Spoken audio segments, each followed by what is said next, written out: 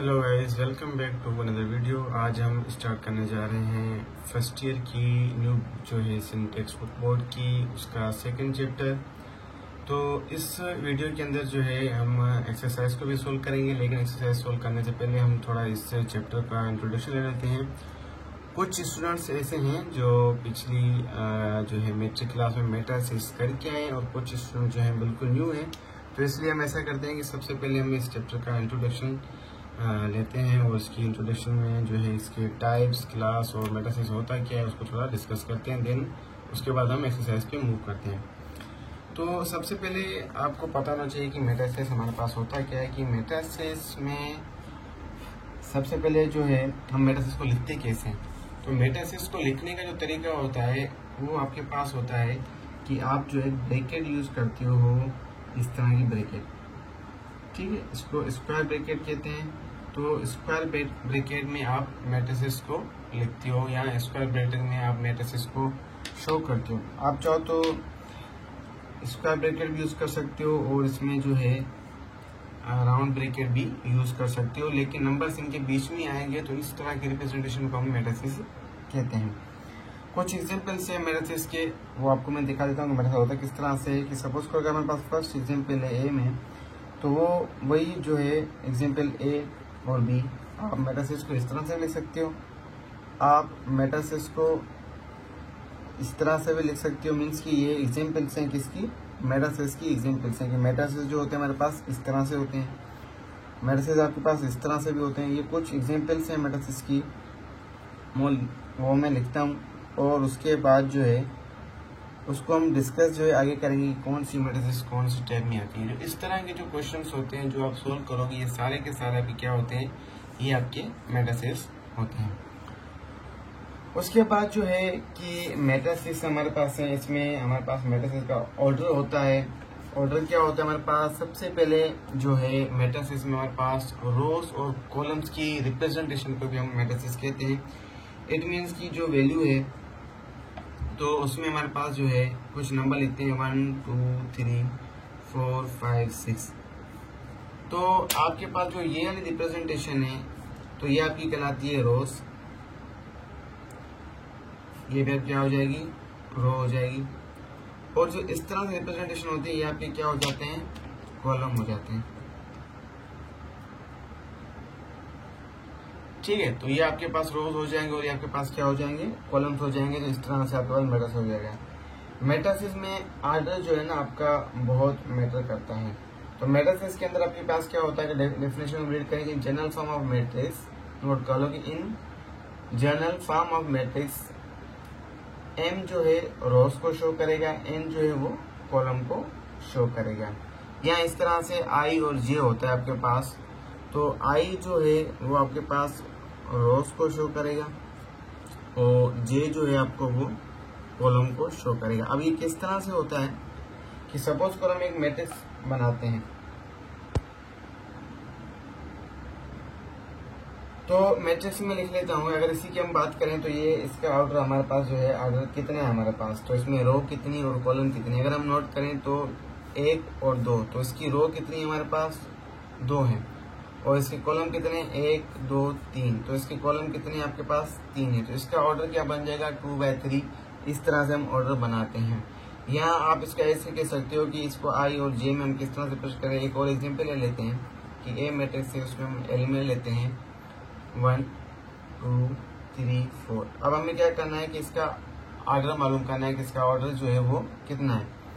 तो इसमें रो कितनी है 1 2, भाई इसमें रो हो गए 2, इसमें कॉलम हमारे पास कितने हैं 1 2, इसमें कॉलम कितने हो गए 2। तो ये कितना ऑर्डर बन गया 2/2 का आपके पास ये ऑर्डर बन गया। तो ये ऑर्डर ऑफ मैट्रिक्स है। 1 बाय 1 करके हम सबको डिस्कस करते हैं। तो सबसे पहले हमारे पास क्या आ गया, ये आ गया आपके पास ऑर्डर ऑफ मैट्रिक्स। उसके बाद होती है कि इक्वलिटी ऑफ ट्रू मैट्रिक्स। यहाँ आप ऐसा करते हैं कि अब हम ऑर्डर ऑफ मैट्रिक्स हो गया। ऑर्डर ऑफ मैट्रिक्स के बाद आपके पास आता है रो मैट्रिक्स, ठीक है। इसकी जो फर्स्ट टाइप है उसको हम डिस्कस करते हैं, वो होता है हमारे पास रो मैट्रिक्स की। रो मैट्रिक्स हमारे पास क्या होता है, रो मैट्रिक्स होता है कि जिसमें आपके पास नंबर सिर्फ और सिर्फ रो के अंदर हो। जैसे एग्जाम्पल नंबर ए, ये आपके पास रो मैट्रिक्स है 1 2 3। एग्जाम्पल नंबर बी लेते हैं A B C, example number C लेते हैं 2 4 6। अब ये जितनी भी एग्जाम्पल्स है ना, ये सारी के सारे आपके पास क्या है, रो मैट्रिक्स में है। तो इसमें आपके पास एक जो है ऑर्डर तो आपके पास फिक्स होगा। इसका मतलब है कि आपके पास जो है रो तो फिक्स होगी, ये तो आपके पास 1 यहाँ पर फिक्स ही होगा। फिर जो है कॉलम जो है 3 भी हो सकते हैं, 2 भी हो सकते हैं, 4 भी हो सकते हैं। तो यहाँ पर 1/3 का ऑर्डर हो गया, ये 1/3 का ऑर्डर हो गया, ये भी 1/3 का ऑर्डर हो गया। इसके एक और एग्जाम्पल लेते हैं डी में।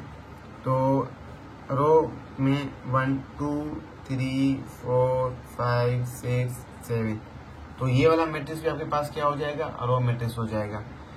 क्योंकि सारे के सारे नंबर क्या आपके पास रो में है, 2 3 4 5 6 7 सारे रो में है। तो इसकी रो कितनी है 1, और कॉलम इसके कितने हैं 1 2 3 4 5 6, तो कॉलम इसकी क्या है 6। तो ये आपके पास आ जाएगा रो मैट्रिक्स। एक और लास्ट एग्जाम्पल ले लेते हैं रो मैट्रिक्स की। मैं लिखता हूँ 1 2, तो ये भी आपके पास रो मैट्रिक्स है। रो कितनी है 1 और कॉलम कितने 2, तो ये सारे के सारे आपके पास क्या आ गए, रो मैट्रिक्स आ गए। रो मैट्रिक्स के बाद जो है हम डिस्कस करते हैं सेकंड इसकी टाइप। सेकंड टाइप इसकी क्या होगी आपके पास, कॉलम मैट्रिक्स। ठीक है, सेकंड इसकी हो जाएगी आपके पास कि कॉलम मैट्रिक्स। कॉलम मैट्रिक्स आपके पास क्या होता है,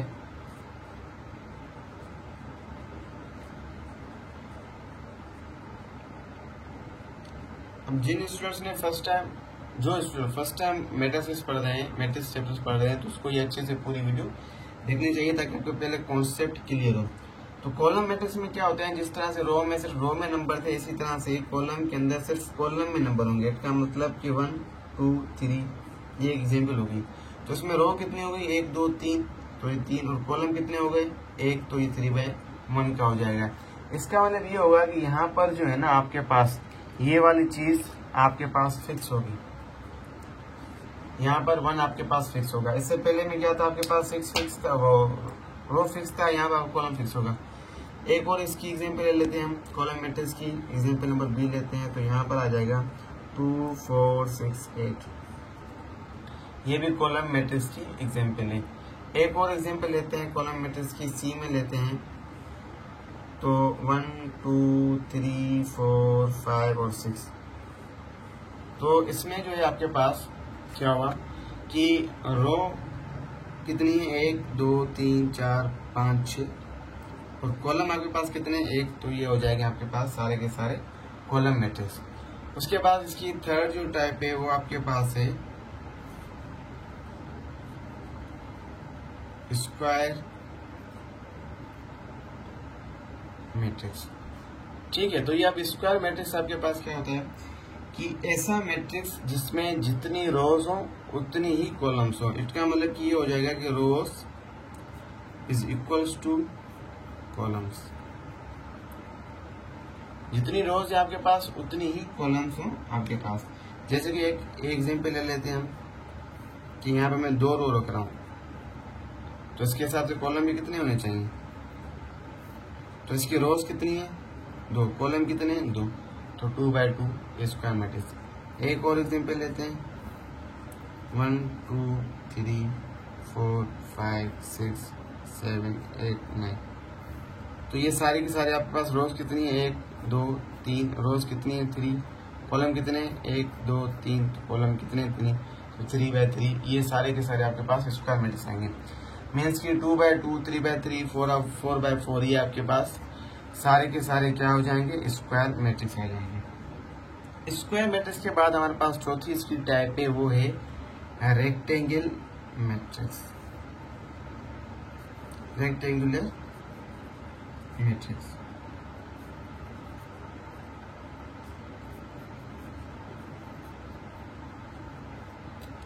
ठीक है, क्या है रेक्टेंगुलर मैट्रिक्स। अब रेक्टेंगुलर मैट्रिक्स में क्या हो जाएगा कि इट मीन्स कि अगर 2 रो हैं तो कॉलम 3 होने चाहिए, अगर 3 कॉलम है तो रोज आपके पास 2 होने चाहिए। तो इसकी फर्स्ट एग्जांपल हम लेते हैं, वो एग्जांपल हमारे पास है कि 2 3 4 5 6 7। अब देखें यहाँ पर हमारे पास रोज कितनी है 1 2, अगर रो 2 है तो कॉलम जो है वो 2 नहीं होने चाहिए, या तो कॉलम 1 होना चाहिए या कॉलम जो है आपके पास 3 होना चाहिए। तो कॉलम कितने हैं, 1 2 3, 3 कॉलम है, तो ये आपके पास क्या हो जाएगा, रेक्टेंगुलर मैट्रिक्स। और इसकी एग्जाम्पल नंबर बी लेते हैं हम, 2 4 5 6 8 10। तो ये जो भी है ये भी आपके पास क्या है, रेक्टेंगुलर मैट्रिक्स है। अगर आप नोट करें, थोड़ा सा इसको पॉइंट आउट करें, तो इसकी जो शेप है ना वो भी देखें रेक्टेंगुलर की तरह आ रही है। अगर इसके मैट्रिक्स को मैं पूरा क्लोज करता हूँ ना, तो देखो इसकी रेक्टेंगुलर आ रही है। इसको अगर मैं पूरा क्लोज करता हूँ तो इसकी क्या आ रही है, पूरा रेक्टेंगुलर शेप आ रहा है। तो इस तरह के जो भी मैट्रिक्स होंगे वो आपके पास क्या हो जाएंगे, रेक्टेंगुलर मैट्रिक्स हो जाएंगे। उसके बाद इसकी जो नेक्स्ट एग्जाम्पल है, मतलब कि जो एक और जो टाइप है मैट्रिक्स का, वो है आपके पास जीरो मैट्रिक्स, जीरो और नल मैट्रिक्स। अब जीरो और नल मैट्रिक्स क्या होता है, इसका मतलब ये है कि इसका ऑर्डर आपके पास कोई भी हो, लेकिन इसके जो अंदर एलिमेंट है ना वो आपके पास क्या आएंगे, 0 0 आएंगे। जैसे कि मैं यहाँ लिख रहा हूँ 0 M और N, तो इसका जो मैट्रिक्स है ना वो बनेगा आपके पास 0। सेकेंड इसकी एग्जाम्पल लेते हैं बी के अंदर, तो ये भी आपके पास 0 मैट्रिक्स बनेगा और सारे के सारे जो इसके एलिमेंट होंगे ना वो 0 0 होंगे, 0 0 0 0। जैसे कि ये ले लेते हैं सी, ये भी आपके पास क्या हो जाएगा, 0 0 0 0 0 0 0 0। सारे के सारे आपके पास मैट्रिक्स आपके पास क्या हो जाएंगे, 0 मैट्रिक्स या नल मैट्रिक्स। ऑर्डर क्या है इसका, 1 by 1 ऑर्डर है, इसका क्या है 2 by 2 ऑर्डर है, इसका क्या ऑर्डर है 3 by 3 ऑर्डर है। ये सारे के सारे आपके पास क्या है, 0 मैट्रिक्स है।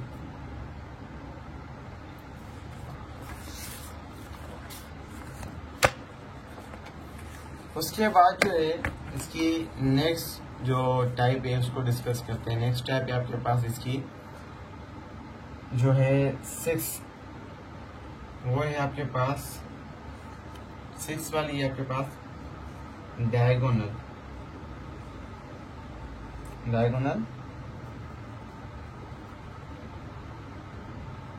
Matrix, diagonal matrix. अब डायगोनल मैट्रिक्स में क्या है कि अगर, चलो पहले एग्जांपल को डिस्कस कर लेते हैं, तो एग्जांपल के बाद आपको जो ना टोटल इसका ये क्लियर हो जाएगा आपके पास।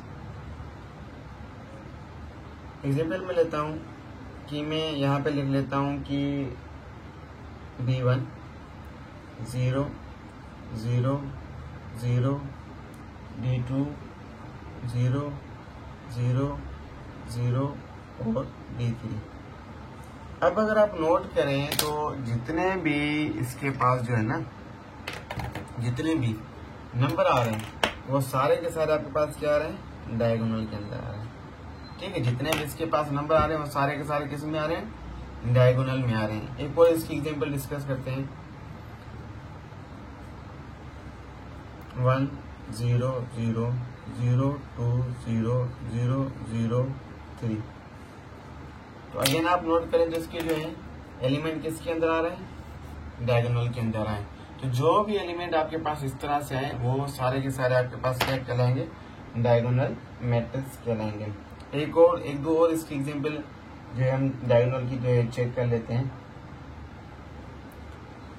ये भी एग्जांपल डायगोनल की है, 2 0 0 0 5 0 0 0 7।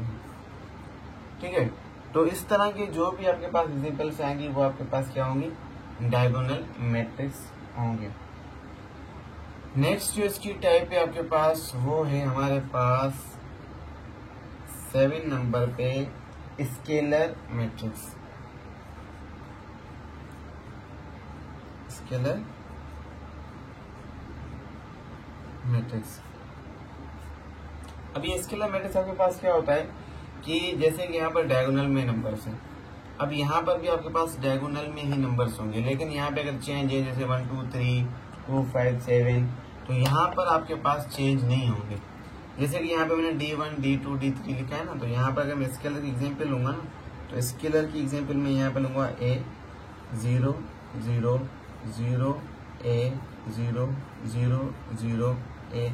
ये सारी की सारी आपके पास क्या हो जाएंगी, सेम हो जाएंगे, मतलब कि जो भी नंबर्स आप स्केलर में लोगे ना, सारे के सारे आप जो है नंबर्स सेम ही लोगे, भले ऑर्डर 2/2 का हो या 3/3 का हो।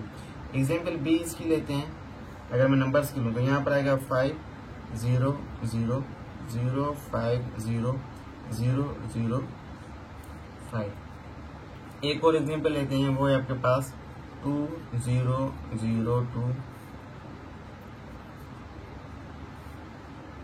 3 0 0 3।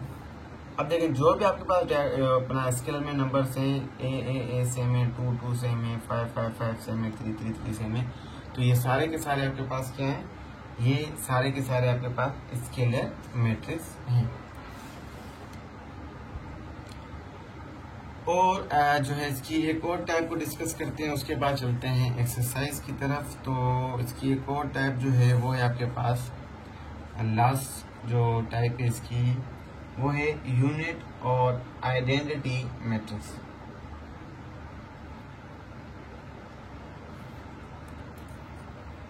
यूनिट और आइडेंटिटी।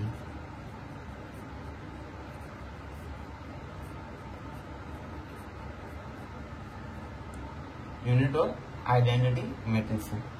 अब इसमें हमारे पास क्या है कि जो भी यहाँ पर हमारे पास डायगोनल में नंबर होंगे, जैसे कि डायगोनल मैट्रिक्स में सिर्फ डायगोनल में नंबर होंगे, स्केलर में जो भी नंबर होंगे सेम होंगे। तो यूनिट और आइडेंटिटी में क्या होता है, अगर डेफिनेशन यूज करें कि अ diagonal matrix in which each diagonal element is 1। Diagonal element होगा, उसका जो भी एलिमेंट होगा वो आपके पास क्या होगा, 1 होगा। जैसे कि हम इसको आई से शो करते हैं, तो अगर मैं यहाँ पे I2 लिख रहा हूँ तो इसका मतलब है यहाँ पर 2/2 का मैट्रिक्स बनेगा, जैसे कि 1 0 0 1। तो ये आपके पास हो जाएगा आइडेंटिटी मैट्रिक्स।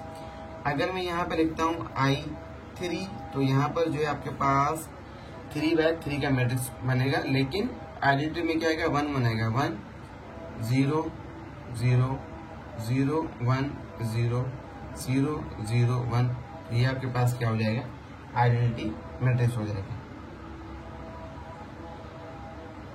तो इसका एक और एग्जांपल करते हैं कि I4 होगा यहाँ पर, तो यहाँ पर आपके पास क्या आएगा कि I4 है, तो मैट्रिक्स क्या बनेगा, 4/4 बनेगा, तो आएगा 1 0 0 0 0 0 0 1 0 0 0 0 1 0 0 0 0 1।